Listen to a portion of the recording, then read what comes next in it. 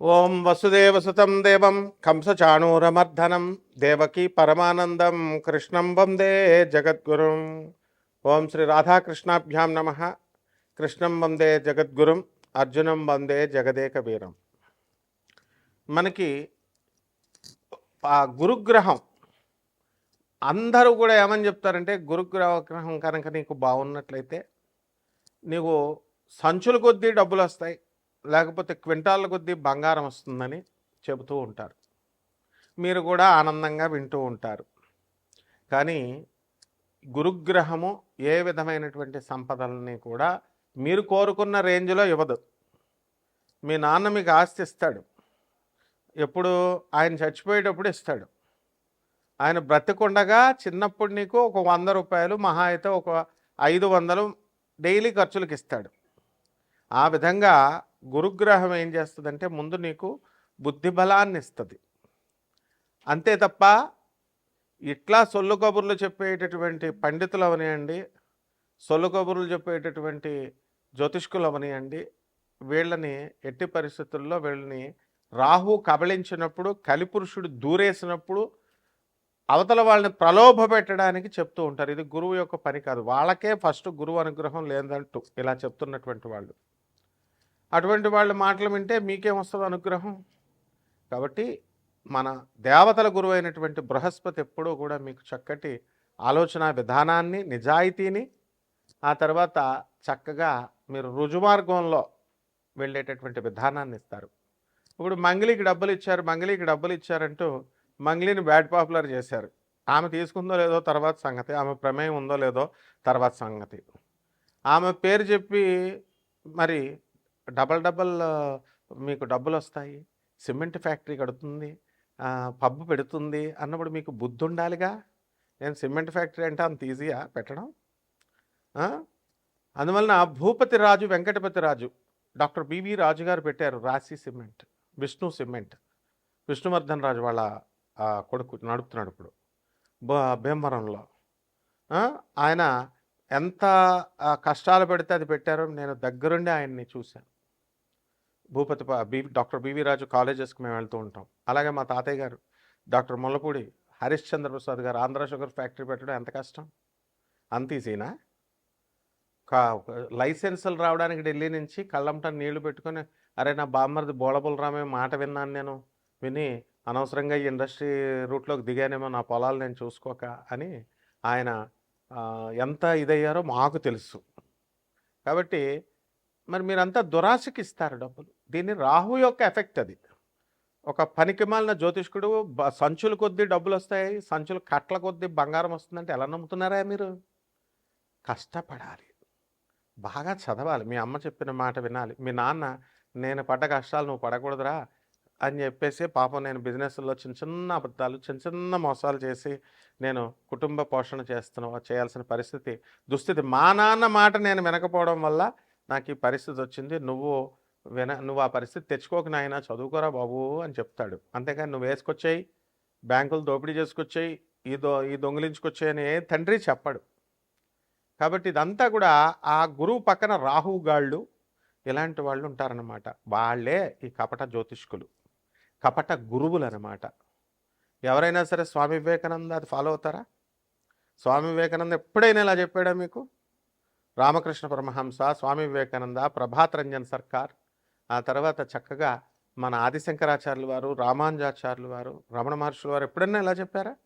మరి ఇప్పుడున్న స్వామీజీలు నా దగ్గరికి వచ్చేయి, పూజ చేసుకో, కోట్లు వచ్చేస్తాయి, గోశాల పెట్టా, నీకు మోక్షం డైరెక్ట్ ఇచ్చేస్తా, ఈ ప్రవచనకారులు ఇలా చెప్పేటటువంటి వాళ్ళు. లేకపోతే గోశాల అంటాడు ఒకడేమో గుళ్ళు కట్టానంటాడు, ఒకడు కాశీలో పెట్టానంటాడు. ఉన్న స్వామి వివేకానంద అనాథ శరణాలయాల్లో, ఈ యొక్క ఆర్ఫనేజెస్లో, ఓల్డేజ్ హోమ్లకు మీరు ఇవ్వచ్చు కదా. ఉన్న వాటికి ఇవ్వరు వీళ్ళు కొత్తగా పెడతారు వీళ్ళ బ్రాండ్తో, పనికి మాలిన వాళ్ళు.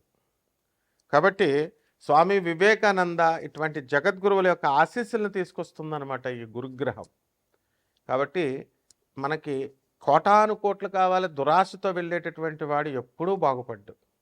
రజనీకాంత్ ఏ సినిమాలో చెప్తాడు? నరసింహ, నీది కాంతి నీ దగ్గరికి రాదు, నీదైంది నిన్ను వదిలి ఎప్పటికీ పోదు. నువ్వు ప్రయత్నించకపోయినా నీ దగ్గరికే వస్తుంది. ఇది సిద్ధాంతం నరసింహ. కాబట్టి చక్కగా ఆ గురుగ్రహం మనకి 19వ తారీఖు ఏప్రిల్ నెలలో స్వక్షేత్రగతుడు అవుతున్నాడు శుక్రగ్రహం. అలాగే మనకి ఈ యొక్క గురుడు కర్కాటక రాశిలోకి 2 జూన్ తర్వాత రాబోతున్నాడు. 31 అక్టోబర్ 2026 వరకు కూడా మనకి ఈ యొక్క కర్కాటక రాశిలో ఉండడం జరుగుతుంది. ఆ తర్వాత సింహరాశిలోకి ప్రవేశం చేస్తాడు 31వ తేదీ అక్టోబర్ నెల 2026 సంవత్సరం నుంచి. అలాగే ఈ యొక్క బుధగ్రహాన్ని మనం చూసుకున్నప్పుడు మనకి బుధగ్రహము 30 ఏప్రిల్ 2026 సంవత్సరం తర్వాత ఈ యొక్క బుధుడు మేషరాశి ప్రవేశం చేస్తాడు. అలాగే ఈ యొక్క కుజగ్రహాన్ని కనుక మనం చూసుకున్నప్పుడు మనకి కుజుడు చక్కగా మే 11వ తేదీ 5వ నెలలో మనకి కుజుడు మేషరాశిలోకి ప్రవేశిస్తాడు. అంతవరకు మీనరాశిలో 2 ఏప్రిల్ నుంచి ఉన్నాడు 2026 సంవత్సరంలో. ఈ విధమైనటువంటి గ్రహ మార్పుల వలన, ముఖ్యంగా ఈ యొక్క గురుడు శుక్ర గ్రహాల మార్పుల వలన, అలాగే ఈ కుజ బుధ గ్రహాల మార్పుల వలన, ముఖ్యంగా ఈ గురుగ్రహ సంచారం వలన మన 12 రాశుల వారికి కూడా ఏ ఏ రిజల్ట్స్ని ఇస్తుంది ఒక్కొక్క రాశి వారిగా మనం చెప్పుకుందాం. ఇవన్నీ కూడా గోచార రీత్యా మనం చెప్పేటటువంటి ఫలితాలు కోటాను కోట్ల మందికి. మరి విడివిడిగా మీరు తెలుసుకోవాలనుకుంటే మీ వ్యక్తిగత జాతకాలు చూసినప్పుడు మాత్రమే తెలుస్తుంది. కాబట్టి ఎవరైతే సీరియస్గా ఉన్నటువంటి వాళ్ళు, సీరియస్గా డెవలప్ అవ్వాలనుకునేటటువంటి వాళ్ళు, అంతేగాని గ్రీడీగా కాదు. మంగ్లీ దగ్గరికి వెళ్ళి 5 లక్షలు వేసాం 10 లక్షలు అయిపోతాయి, 5 కోట్లు పెట్టాం, కోటి రూపాయలు పెట్టాం, తర్వాత బ్లేమ్ చేసుకుంటే ఒక్క రూపాయి కూడా రాదు వాళ్ళందరికీ కూడా. నేను చెప్తున్నాను, ఆ నవగ్రహాల సంచారం తెలిసిన వ్యక్తిగా. ఇప్పుడు కేసులు పెట్టారు, ఇవన్నీ చేసుకుంటున్నారు కదా, వాళ్ళు చూడండి, ఆ కేసులో ఒక్క బాధితుడికి కూడా ఒక్క రూపాయి కూడా రాదు. విజయ్ మాల్వియా కొన్ని వేల కోట్లు ఎత్తుకుపోయాడు, వచ్చినాయా?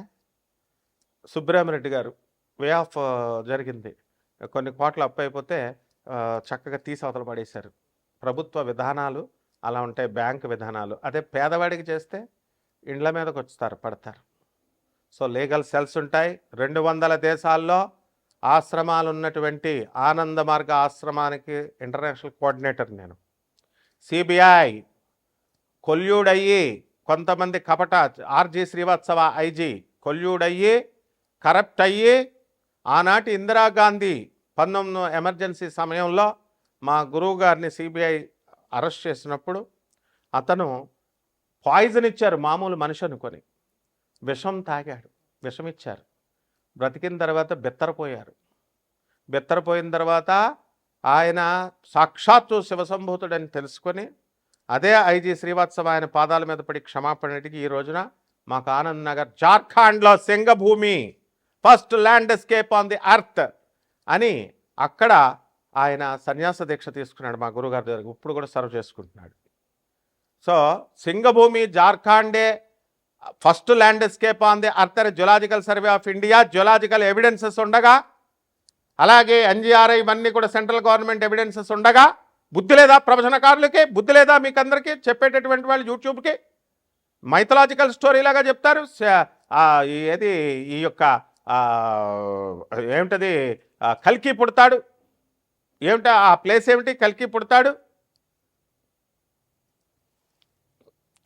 శంబాలా నగరం, రిపీట్, కల్కి పుడతాడు అది శంబాలా నగరం అని ఒక మైథలాజికల్ స్టోరీలాగా అదేదో ఎక్కడో ఉంటుంది, అది హిమాలయ పర్వతాల తర్వాత ఎక్కడో ఉంటుంది, మానవులు వెళ్ళలేరు. ఏంటి సొల్లు కబుర్లు?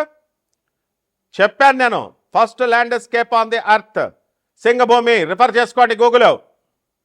జార్ఖండ్ ఇండియా అది భూభాగం అని చెప్పి జియోలాజికల్ ఎవిడెన్సెస్ చెప్తుంటే మళ్ళీ మీరు ఇది చేస్తున్నారు. ఏం do you want me to file the cases against all such YouTubers?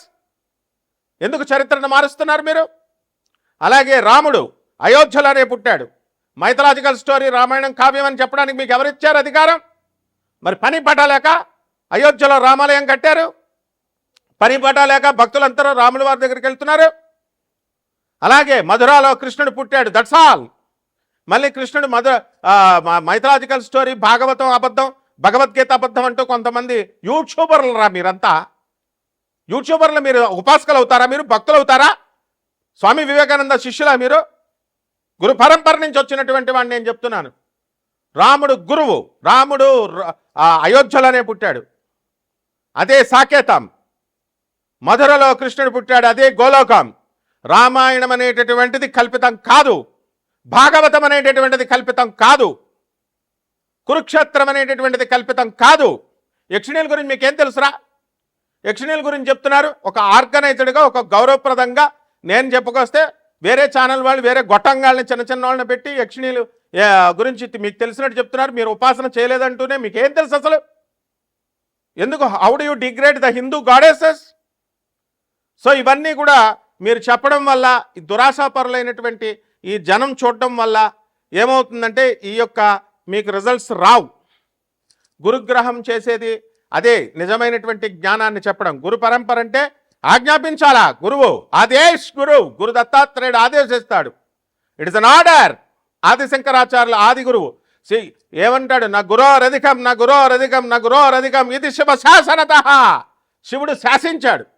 ఇదేమన్నా రాజకీయ నాయకుళ్ళు, సీఎంలు, పిఎంలు అనుకుంటున్నారు చెప్పడానికి? దిస్ ఇస్ ఆర్డర్, గురువు ఆర్డర్. కాబట్టి ఇక నుంచి ఎటువంటి మైథలాజికల్ స్టోరీస్ లాగా ఎవరు కూడా చెప్పకూడదు. అలా కనుక చెప్పినట్లయితే తప్పకుండా లీగల్ ప్రొసీడింగ్స్కి వెళ్తాం. ఇదే గురుగ్రహం చేసేటటువంటిది. అంతేగాని బస్తాలు బస్తాలు డబ్బులు మీకు ఇచ్చేది, బస్తాలు బస్తాలు మీకు డబ్బుల్ని ఇవ్వదు. జ్ఞానాన్ని ఇస్తుంది, మంచి గురువుల్ని ఇస్తుంది, మంచి స్నేహితుల్ని ఇస్తుంది, నిజాయితీ పరులుగా ఉన్నటువంటి వాళ్ళని చేత మీకు కల్పించి యథార్థ భక్తిని, నిజభక్తిని మీకు కల్పిస్తుంది. ఇక 12 రాశుల వారికి ఒక్కొక్క రాశి వారిగా మీకు ఏమేం ఫలితాలు ఇస్తుందో ఈ వీడియోలో చూద్దాం. మేషరాశి. మేషరాశి వారికి అందరికీ కూడా మనకి ఏలినాటి శని జరుగుతుందని మనందరికీ తెలుసు. ఏలినాటి శనిలో అపనిందులో అనవసరమైనటువంటి గొడవలు ఇవన్నీ కూడా జరుగుతూ ఉంటాయి. అలాగే ఈ యొక్క గురుగ్రహము మనకి మిథున రాశిలో ఉన్న కారణంగా అధికమైనటువంటి ఖర్చులు, అనవసరమైనటువంటి వ్యక్తులకి అనవసరమైనటువంటి విషయాల మీద ఖర్చు పెట్టడం జరుగుతుంది.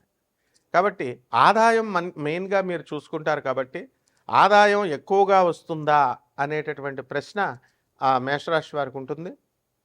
ఆదాయం గతం కంటే కూడా మనకి ఈ యొక్క గ్రహ సంపుటి మారిన తర్వాత మనకి ఆదాయం అనేటటువంటిది ఎక్కువగా రావడం జరుగుతుంది. ఏప్రిల్ 14, 2026 సంవత్సరం తర్వాత మనకి వచ్చినటువంటి ఈ యొక్క మేషరాశిలోకి ఉచ్చస్థితిలోకి ఈ యొక్క రవిగ్రహం రావడం జరిగింది. ఆ కారణంగా ప్రభుత్వాల నుంచి అన్నిటికీ కూడా లాభాలు, ప్రభుత్వం నుంచి ఇతోధికమైనటువంటి లాభాలు రావడానికి అవకాశం ఉంది. కాబట్టి ఈ రాశి వారికి అందరికీ కూడా, మేషరాశి వారు వివాహాల విషయంలో పెళ్లి సంబంధాలకి వెళ్తారు, కుదుర్చుకుంటారు, కానీ వివాహాలు కావు. మరి మన సుధాకర్ అన్నట్టుగా ప్రతి వ్యక్తికి కూడా 3 సార్లు మనకి వివాహ అవకాశాలు వస్తాయి. ఒకటి సప్తమాధిపతి ఇస్తాడు ఛాన్సు. సప్తమాధితో కలిసినటువంటి గ్రహాలు ఇలా చెప్పుకుంటూ వచ్చో గురుగ్రహమో, లేకపోతే ఆయన కూడా ఫెయిల్ అయితే కనుక ఏ చంద్రగ్రహమో చేస్తుందని అవి వాస్తవాలు. ప్రతి మనిషికి కూడా ప్రతి యోగము, ముఖ్యంగా వివాహ యోగాల్లో 3 అవకాశాలు అనేటటువంటివి వస్తాయని పెద్దలు చెప్తారు, సుధాకర్ లాంటి గారు పెద్దలు. మరి అటువంటి ఆ విషయాల్లో ఎవరో ఒక గ్రహం చేయడం జరుగుతుంది. మరి ఈ యొక్క మేషరాశి వారికి అందరికీ కూడా ఈ యొక్క గ్రహం మనకి గురుగ్రహం చేయబోతుంది. కాబట్టి వివాహాలకు వెళ్ళండి, శుభ్రంగా వరకట్నాలు లేకుండా మాట్లాడుకోండి, మనిషి యొక్క మంచితనాన్ని ప్రాతిపదికగా తీసుకోండి సంబంధాలు కుదుర్చుకునేటప్పుడు. స్టేటస్లు ఇవి కాదు. తర్వాత రైతుల దగ్గరికి వచ్చేసరికి పంటలు బ్రహ్మాండంగా పండిస్తారు, లాభాలవన్నీ కూడా మంచిగా రావడం అనేటటువంటివి జరుగుతాయి. అప్పుల బాధల నుంచి రైతులు తొలగిపోవడం జరుగుతుంది. మేషరాశి వారందరూ కూడా అనేకమైనటువంటి ప్రయత్నాలు చేస్తారు అప్పుల నుంచి బయటపడాలని. కొత్తగా అప్పులు కూడా మీకు రావడం అనేటటువంటివి జరుగుతాయి. ఇక పరిహారాల దగ్గరికి వచ్చేసరికి ఈ యొక్క మేషరాశి వారికి బుధ జపం చేసుకోండి, బుధ స్తోత్రాలు చదవండి, బుధుడికి 1.5 కిలో పెసల్ని, ఆకుపచ్చ రంగు ఉన్నటువంటి వస్త్రాలనిచ్చి పేద బ్రాహ్మణులకు బుధవారం నాడు ఉదయం మరి తెల్లవారుజామున 5 గంటలకి దానం చేసుకోండి. అలాగే రావి చెట్టు చుట్టూ నీళ్లు పోస్తూ రావి చెట్టు చుట్టూ ప్రదక్షిణాలు చేసుకుంటూ బుధాయ నమః అంటూ చేసుకోండి. బ్రహ్మాండంగా ఉంటుంది. శుభమస్తు.